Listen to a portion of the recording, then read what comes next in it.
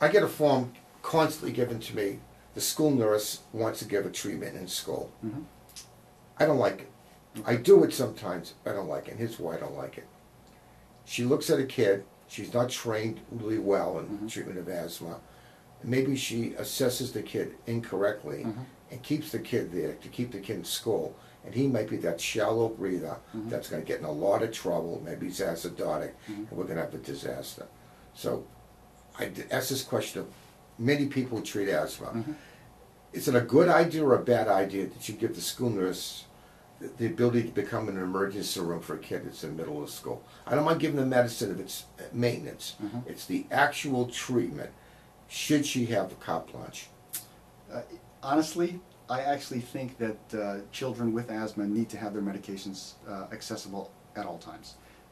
We're not saying that. We're saying that she's going to have the right to make a decision. The kid that's wheezing, out of control, like a mini emergency room, she's dispensing psychotropic medicine like a pharmacy. She's overwhelmed. Suddenly the kid comes in and he's coughing and wheezing, and she's going to be deluded a little bit to make that rational decision. That's my concern. Okay. No, I think it's a legitimate concern. I do believe I've taken care of enough children with very, very severe. You have to remember, my practice is usually filled with children who have very, very severe disease. You don't get the easy ones. Yeah. So that my concern is that most of the children that I follow in my asthma clinic are the ones that are very poorly controlled, that require rescue therapy multiple times per day, and those Okay, children hold actually on. need to Use have. the word rescue therapy. Yes. So what would you say the kid could be treated in school relatively safely, and the one that we have great concern that that kid should not be treated there, should be treated in the emergency room? What would be those things that you would suggest put in that little slip so we can keep ourselves in good, safe situation? I think that any mild symptoms, for example, cough, shortness of breath, certainly can be treated at school.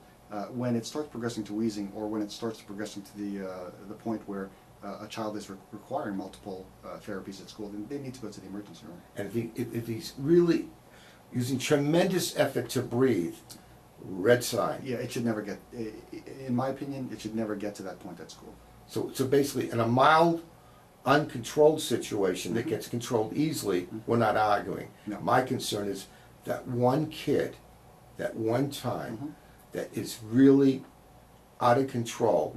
I don't know if we want to waste the time in school. That kid should be brought to the emergency Yeah, room. no, I think that's an appropriate So approach. that's what I'm concerned about. Yes. Yeah. So every time I read that form, I give my cell phone number. I said, call me first. If you're going to do it in school, let's work it out together. Yeah. But I don't like it when they're totally like they're going to make a decision with not a backup situation. Sure.